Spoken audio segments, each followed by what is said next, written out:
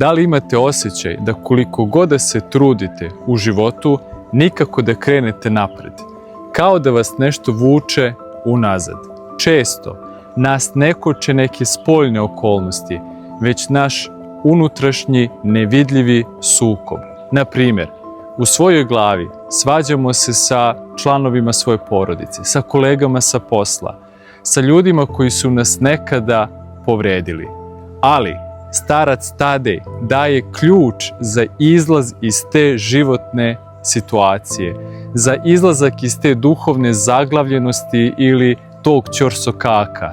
On kaže, prvo, da misleno ne ratujemo i drugo, da budemo pomireni sa svima. Taj misleni, nevidljivi sukob često je naša najveća duhovna prepreka za napredak u životu.